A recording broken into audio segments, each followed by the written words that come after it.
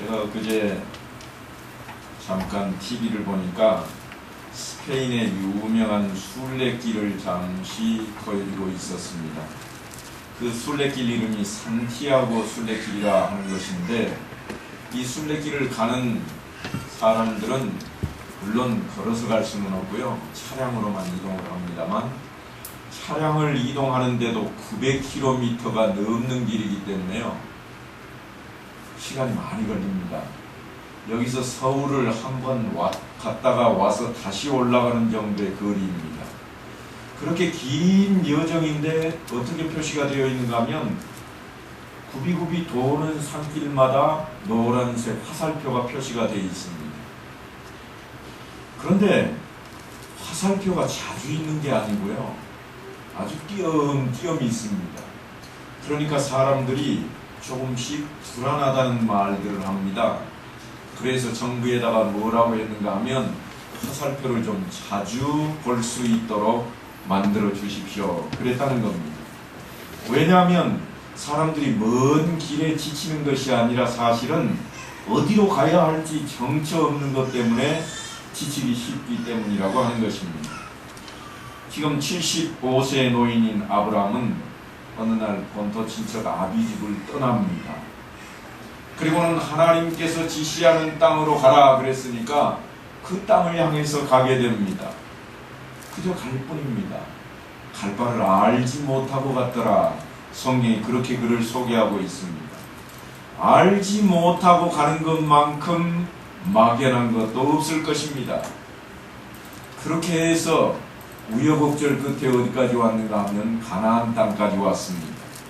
가나안 땅에 도착하고 가나안의 한 성읍인 세겜 땅에 들어섰는데, 상수리 나무 아래 잠시 여정을 풀고 있는 아브라함에게 하나님이 나타나셔서, 우리가 읽은 이 말씀 앞쪽에 보면 7절에 뭐라고 그러는가 하면, 이 땅을 내 자손에게 주리라 그럽니다. 여러분, 말씀이 좀 이상하지 않으신가요? 하나님께서 아브라함아, 너는 네 아비 본토 친척집을 떠나라, 그리고 내가 지시할 땅으로 가거라 그랬으니까, 지금 세겜 땅에 왔는데 뭐라고 그러시오는가 하면, 이 땅을 네가 차지해라, 그래야 옳습니다. 그런데 하나님께서 갑자기 뭐라고 그러시는가 하면, 이 땅을 내 자손에게 주리라 그러십니다. 아브라함에게 주겠다고 하지 않고요, 오랜만에 만나게 되는 하나님인데 정말 자기가 만나고 싶고 내가 가야 할 땅이 어딘지 꼭 알고 싶어서 여쭤봐야 되겠는데, 오랜만에 나타나셔가지고 하신다는 말씀이 네 자손한테 이 땅 줄게, 이런 말씀을 하세요. 그런데 아브라함을 보십시오. 그 땅이 어떻게 했다고 나오는가 하면 8절 보면, 여호와께 제단을 쌓고 여호와의 이름을 불렀다 그럽니다. 아브라함은 참 믿음의 조상이라 말해야 옳을 사람입니다. 자기한테 그 땅을 준다고도 않고 네 후손한테 이 땅 줄게, 그런데도 거기에 단을 쌓고 하나님 감사합니다 하고 예배를 드리고 있습니다. 그런데 가나안 땅이 약속의 땅이라면 왜 아브라함에게 지금 그 땅을 주시지 않는 걸까요? 아브라함은 그 먼 길을 하나님의 명령에 순종해서 자기 본토 아비집을 떠났고 지금 이곳까지 왔습니다.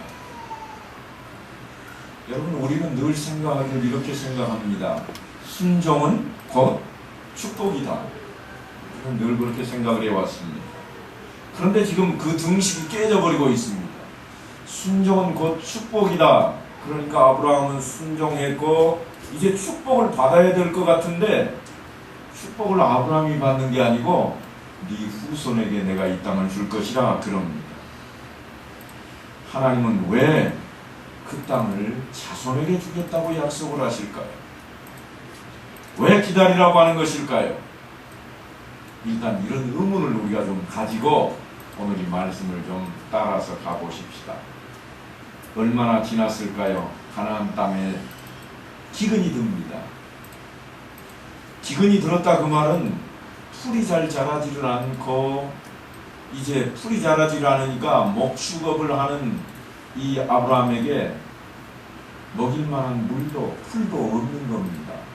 그래서 어떻게 해야 되는가 하면 이제 길을 떠나야 됩니다. 어쩔 수 없이 떠나는 겁니다. 어디로 가는가 하면 저 아래로 내려가야만 합니다. 왜냐하면 물이 있는 곳으로 가야 되니까요. 물이 있어야 풀도 자라고, 풀이 있어야 양떼들이 그 풀을 먹고 자라고, 그래야 그 양을 치어서 자기가 먹고 사는 겁니다. 그런데 그게 없어요. 그래서 어쩔 수 없이 그는 이제 점점 아래쪽으로 내려가고 있는데, 내려가다가 가만히 생각하니까 불안해집니다. 왜냐하면 아래쪽에는 커다란 나라가 있습니다. 애굽이라고 하는 나라가 있는데 여기는 왕도 있고 군대도 있고 힘이 막강한 사람들이 살고 있습니다. 그래서 내려가기만 하면 아무래도 문제가 생길 것 같습니다. 무슨 문제일까요? 오늘 본문을 보니까 뭐라고 그러는가 하면, 여보 당신은 너무 예뻐. 칭찬하는 소리 같은데요, 사실은 칭찬하고 있는 게 아닙니다. 그 다음 말이 아주 가관입니다. 너무 예뻐서 아무래도 너 때문에 내가 죽을 거야. 그러니까 어떻게 하자고 하는가 하면, 난 네 오빠잖아. 누가 물어보면 오빠라고 그래. 그렇게 해서라도 자기가 살아야 되겠다는 거예요.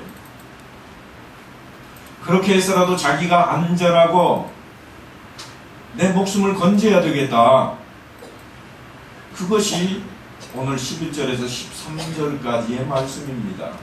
내가 너로 말미암아 내 생명이 보존되게 해야 되겠다 하는 것이며, 사실 아브라함은 사레가 예쁘다고 부추기고 있지만 어쨌든 자기를 위해서 지금 희생하라고 하는 그런 말입니다. 그런데 아브라함이 두려워하던 일이 일어나 버립니다.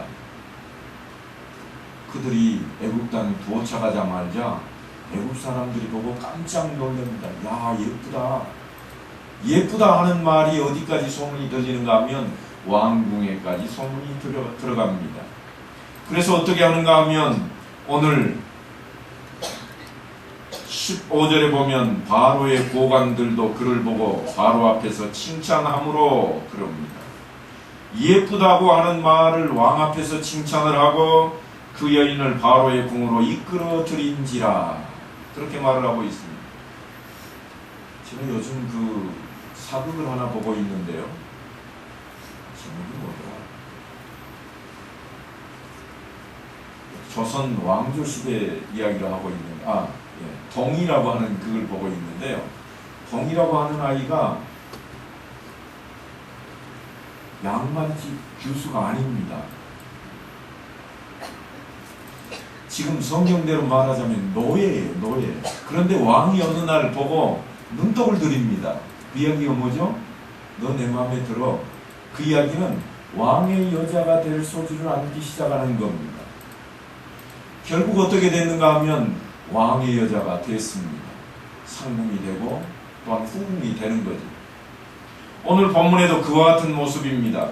지금 바로의 왕 있는 그 궁으로 이끌어 들였다, 그 말은요, 우리식으로 말하자면 후궁 첩지를 내렸다, 이래야 옳을 거예요.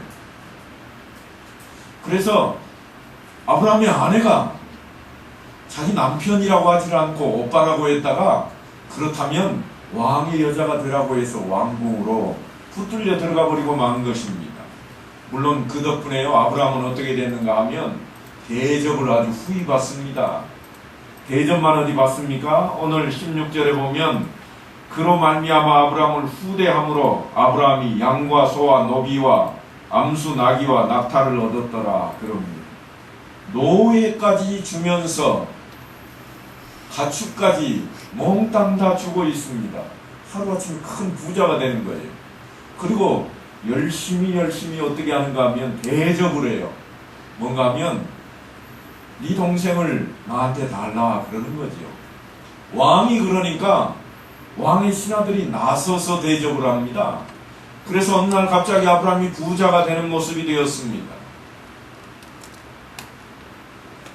결국은 어떻게 됐는가 하면 아내를 팔아가지고 득을 본 셈이 되어버리고 말았습니다.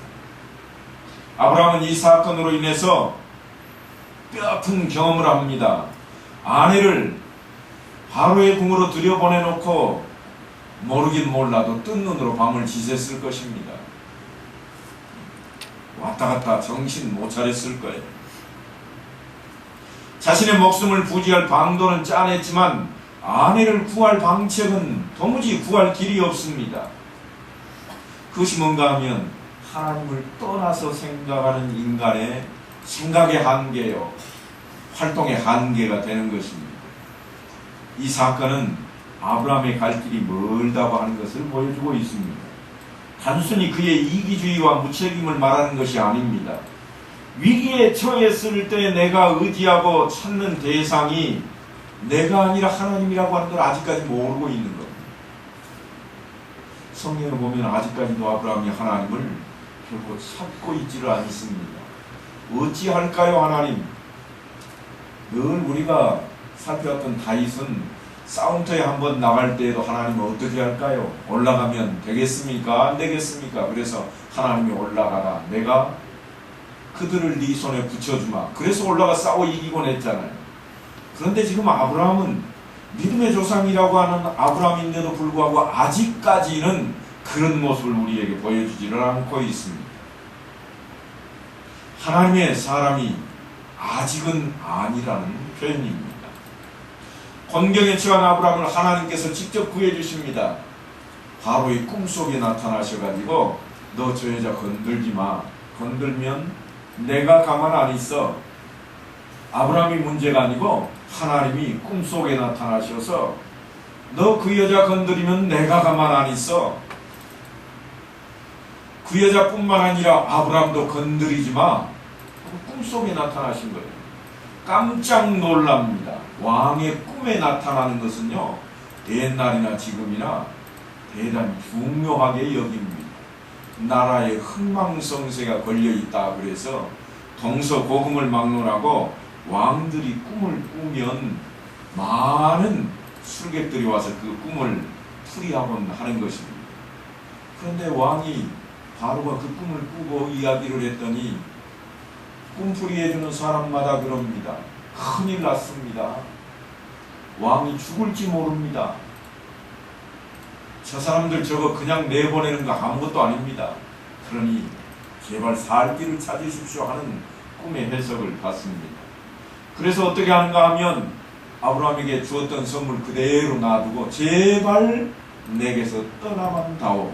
이게 바로의 답입니다. 그래서 아브라함이 갑자기요, 내려갈 때는 가축 먹이려고 흉년이 되어서 그렇게 내려갔는데 다시금 어떻게 하는가 하면 애국을 떠나기로 작정을 합니다. 왜 그러겠어요? 혼쭐이 났거든요.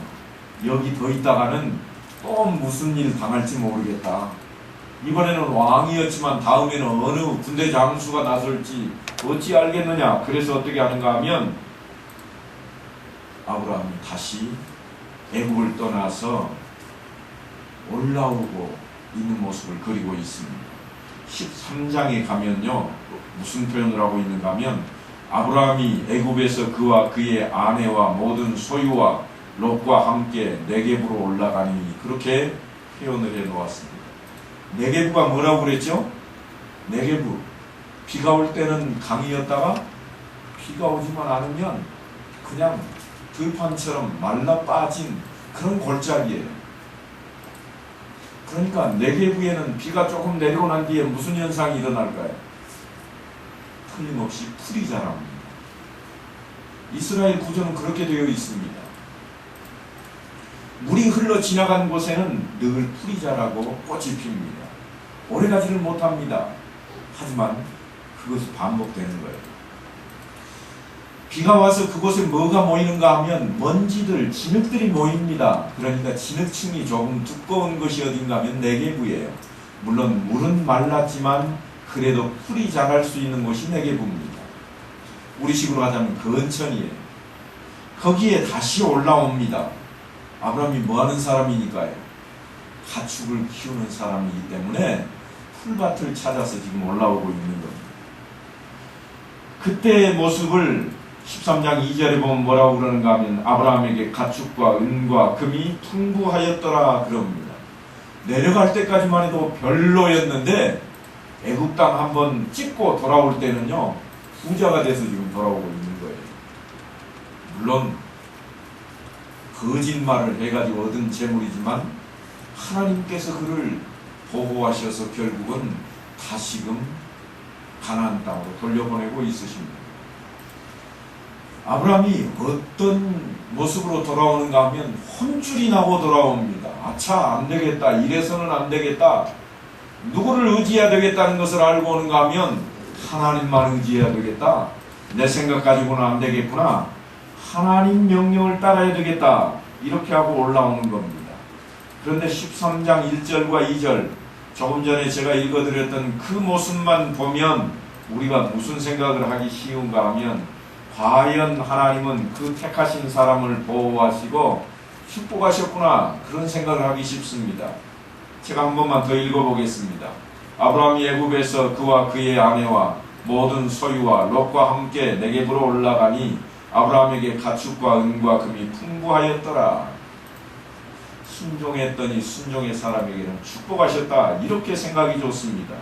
아니, 보다 더 적극적으로 어떤 생각까지 하는가 하면 하나님의 명령대로 따르니까 오히려 전화위복이 되어서 큰 재산을 얻게 되었더라. 그런 생각을 우리가 하기 쉽습니다.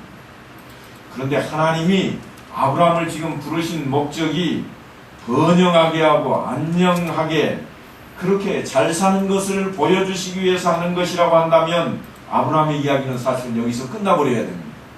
잘 살게 됐으니까요.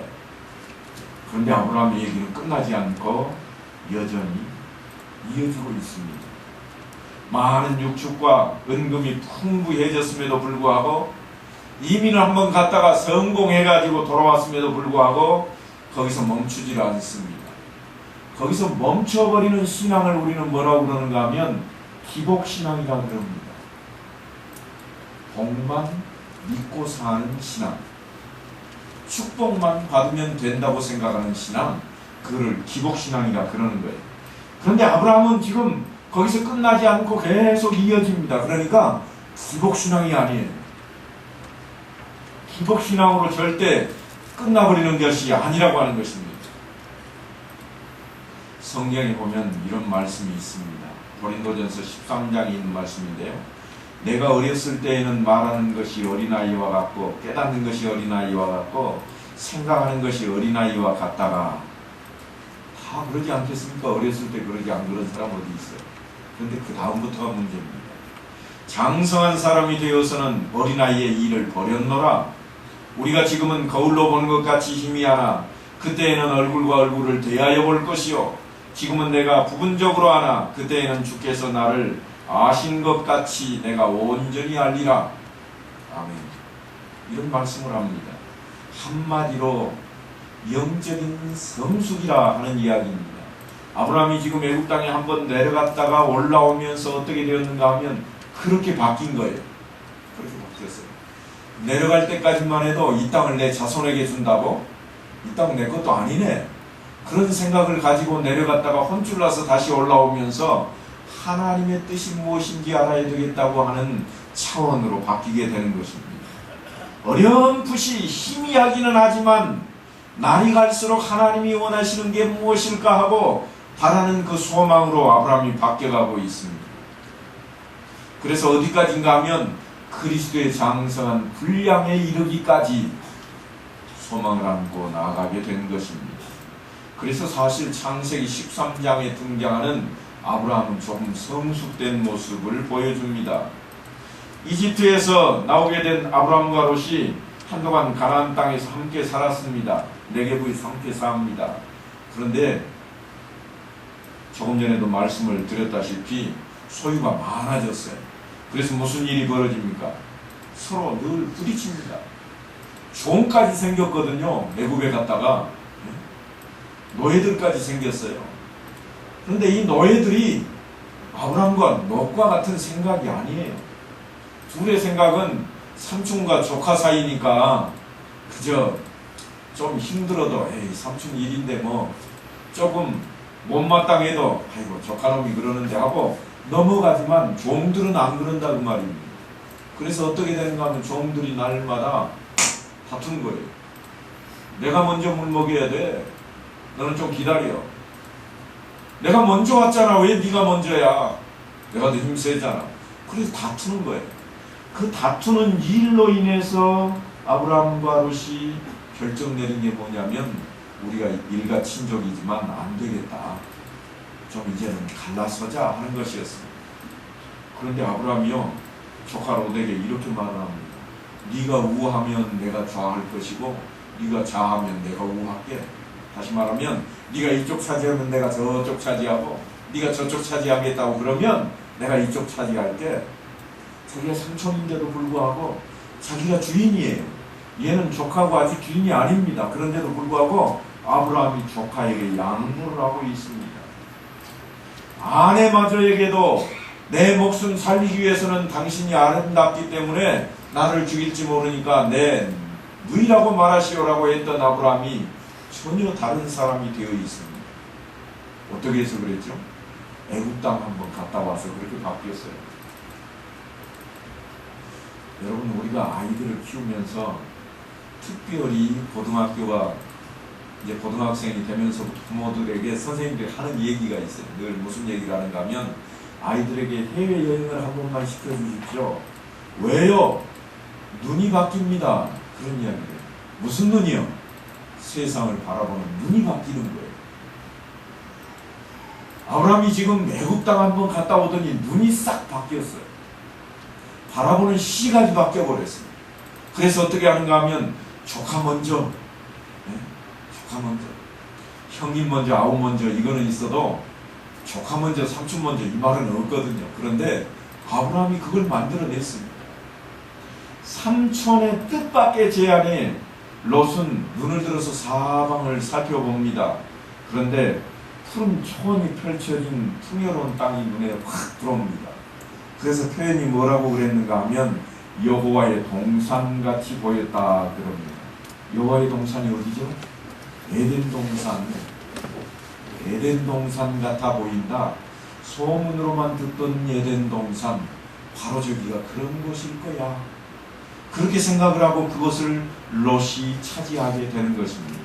그곳은 이집트 땅 같았고 그것은 물이 있고 싸울 염려가 전혀 없는 곳이라 푸른 풀밭에 물이 있으니 가축을 끌고 돌아다닐 필요도 없겠다. 그저 울타리만 치고 놔두면 지네들끼리 알아서 먹고 마시고 자고 새끼는 날마다 낳고 그래가지고 금방 부자 되겠다.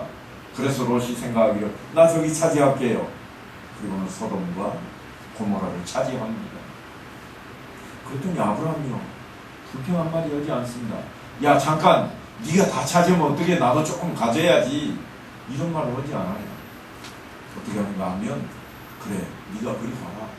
그럼 아브라함이요 산지들만 둘러쳐 있는 가나안 땅을 내다보게 됩니다. 바로 그때 하나님께서 다시 등장을 하세요. 그래서 가지고 뭐라고 그러는가 하면 하나님께서 아브라함아 네가 한번 쭉 훑어봐라. 네 눈에 보이는 땅을 동서남북 다 너에게 줄게. 애굽에 가기 전에 그 땅을 누구한테 준다고 그랬죠? 누구한테요? 네 후손한테 줄게. 그랬는데 이번에는 하나님께서 뭐라고 그러는가 하면 너와 네 후손에게 주리라. 그런 약속을 하세요. 드디어 약속이 바뀌고 있습니다. 하나님의 약속이요. 처음에는 훈련을 좀 받아야 되겠다. 그래서 훈련소로 내보내시더니 훈련을 한 번 딱 받고 올라왔는데 하나님이 전격적으로 이제는 너에게 주겠다. 그렇게 바뀌고 있는 겁니다. 사랑하는 성도 여러분, 영적인 통찰력이 생기는 것은 대단한 중요한 문제입니다. 우리에게 있어서요. 영적인 통찰력이 생기자 아브라함은 그의 바라보는 시각이 바뀌어 있습니다. 아직까지도 롯은 그저 세상적으로 인간적인 사고방식으로 쳐다보고 있습니다. 그래서 애굽과 같은 땅, 그저 양식이 좋고 자기가 편안히 있을 만한 곳만 찾습니다. 그런데 아브라함은 무엇을 찾는가 하면 하나님을 찾고 있다고 하는 것입니다. 하나님을 찾고 있는 아브라함에게 하나님께서는 그 땅을 주겠다고 약속을 합니다. 과연 아브라함을 떠난 롯은 어떻게 되었을까요? 좋은 땅 차지했으니까 잘 먹고 잘 살까요? 그런데 성경을 보니까 그렇지 못해요. 그 땅에 가서 물론 처음에는 잘 살았을 것입니다. 그런데요, 그의 인생 행로가 참으로 얼룩으로 더럽혀지고 맙니다. 왜냐하면 그 땅에 전쟁이 일어나더니 전쟁 그 와중에 롯과 그의 식솔들이 다 포로가 돼가지고 끌려가 버립니다. 재산은 고사하고 자기 식구들이 모조리 다 포로로 끌려가 버립니다. 그래서 어떻게 됩니까? 간신히 아브라함의 도움으로 다시 풀려 나옵니다. 아브라함이 구출해 왔잖아요. 구출해 왔으니까 이제는 좀 영적인 안목이 바뀌어서 세계를 바라보는 눈이 바뀌어야 될 거 아니에요. 그런데도 굳이 그 소돔과 고모라만 고집을 합니다. 그리고 그 땅에 삽니다. 그래서 소돔과 고모라가 멸망하게 될 때에 어떤 일을 당하는가 하면 롯의 아내가 뒤돌아보았다가 소금덩이가 되버리고 마는 참으로 어처구니 없는 일을 당합니다. 어디 그뿐입니까? 그 후로 딸들이 아버지를 술 취하게 만들어가지고 우리가 시집도 못 가는데 아버지를 통해서 자손을 얻자 그래가지고 술 취하게 해놓고 딸들이 아버지를 통해서 자손을 얻게 됩니다. 참으로 이 땅에 있어서는 안 될 일들이 그 롯을 통해서 벌어지게 되었다고 하는 것입니다. 우리가 영적으로 성장해야 할 이유가 바로 여기에 있습니다. 우리가 영적으로 통찰력을 키워야 할 이유가 여기에 있다고 하는 것입니다. 영적으로 분별력, 통찰력, 결단력을 갖는다고 하는 것은 무엇인가 하면 신앙생활을 단순한 취미활동이나 여가활동 정도로 여기지 않는다고 하는 겁니다. 시간 남으니까 한번 가보자. 좋은 이야기 하니까 한번 들려보자. 이런 수준은 영적인 통찰력을 갖고 있는 수준이 결코 아닙니다.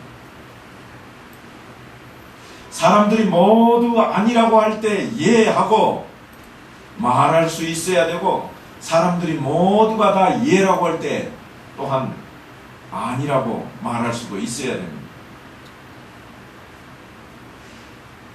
그런데 신앙은요, 항상 먼저 예가 아닙니다.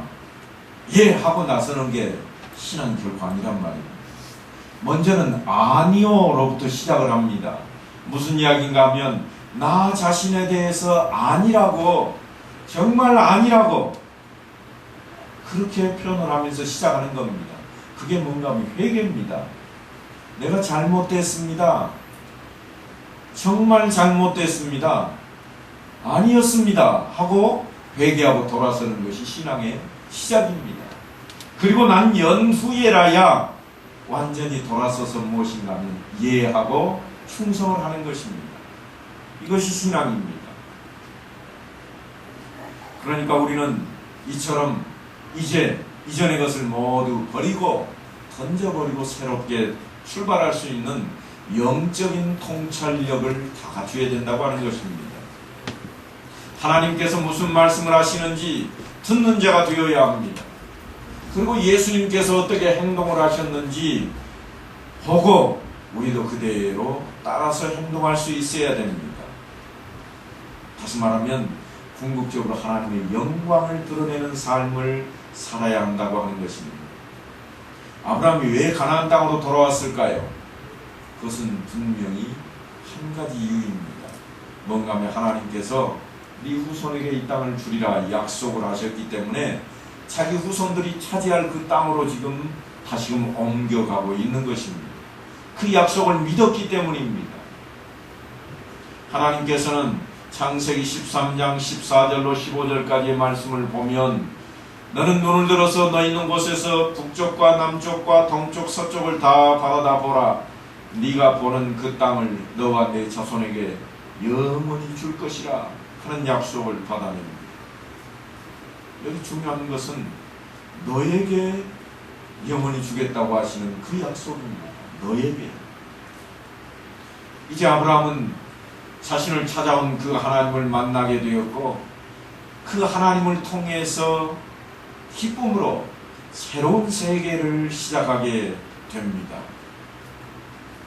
지금 이 자리에 앉아 계신 여러 성도님들은 모두가 다 아마도 학교에 다니실 때, 아니 여러분 중에 연세가 지긋하신 분은 그러지 못했을지도 모르겠습니다.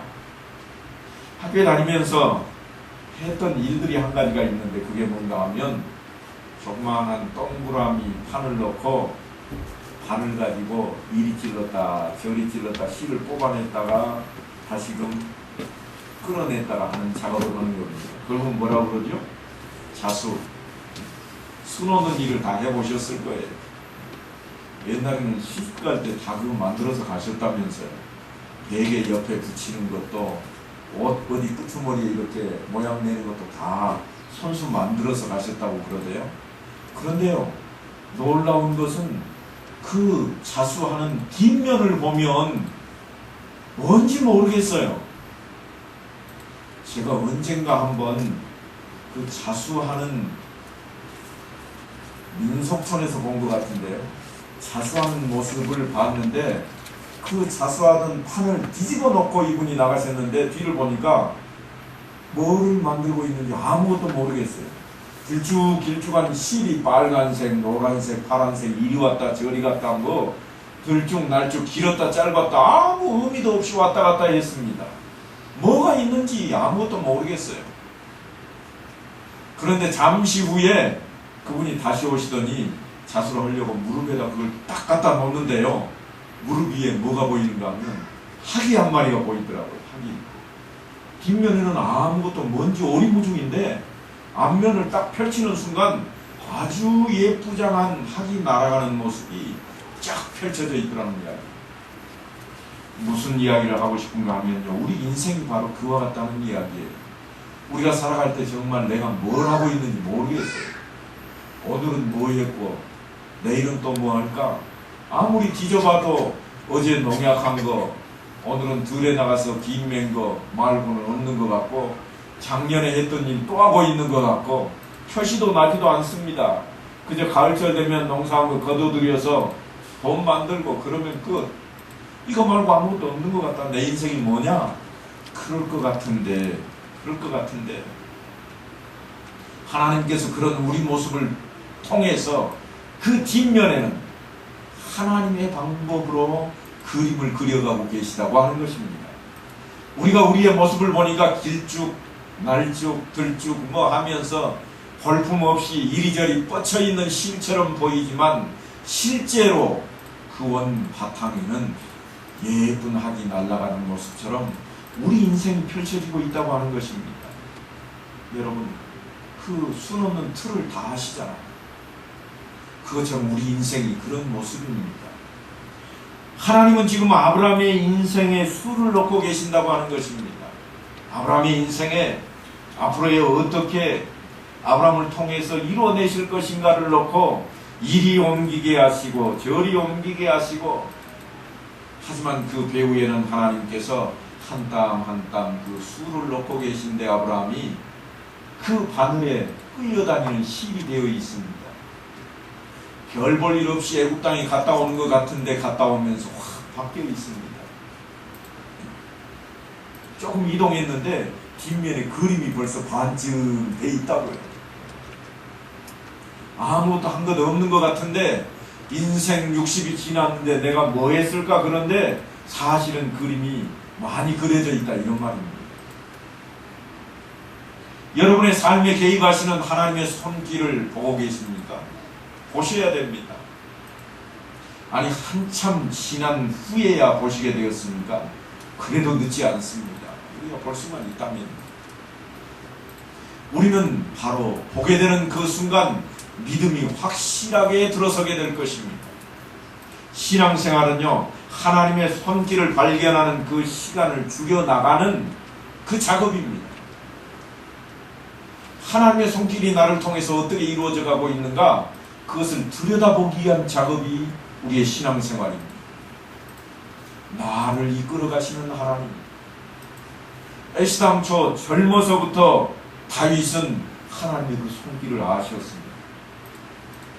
그걸 알아서 뭐라고 그럽니까? 내가